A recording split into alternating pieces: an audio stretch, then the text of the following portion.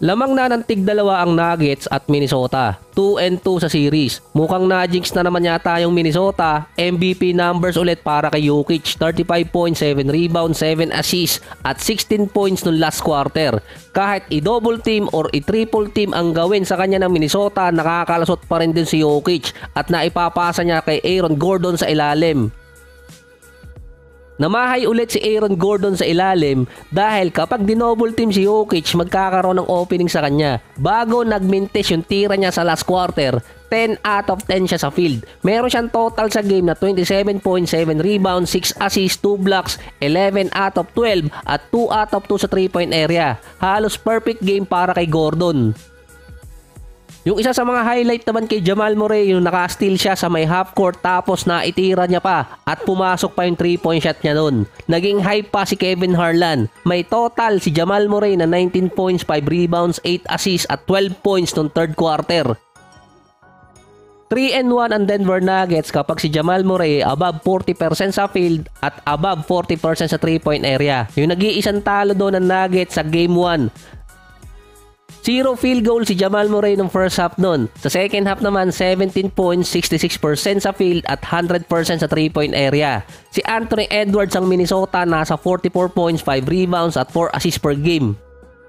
Binuhat niya yung scoring ng Minnesota dahil si Towns struggling sa field, 5 out of 18, nasa 13 points at 12 rebounds. Yung isa pang sinisigaw ng mga fans doon, ipasa ng Minnesota kay Gobert dahil nagkakaroon ng turnover. Lalo na kapag nasa may post dahil doon nagkakaroon ng turnover si Rudy Gobert. 20 turnover points ang nakuha ng Nuggets kontra Minnesota, 10 points doon galing kay Gobert. Lamang din naman ang Minnesota sa fast break points 16-7, kaso mostly yun last quarter na.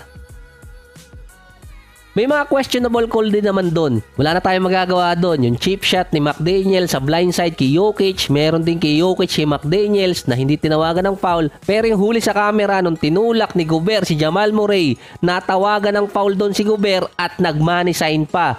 Yung isa sa mga official ng game doon si Scott Foster. Nung huling ginawa ni Gobert yun, napagmulta siya ng $100,000. Si Scott Foster din ang official ng Minnesota versus Cavaliers game nung regular season. So, tatlong series na kasi ngayon na nagtabla after magkaroon ng 0-2 start. Yung Magic versus Cavaliers sa first round, sumunod yung Pacers at Knicks na ang pagkakapareho ng dalawa na yon nananalo sa kanilang home court, yung 4 na teams. So, kung sino yung may home court, sila yung nananalo so far sa 4 na games.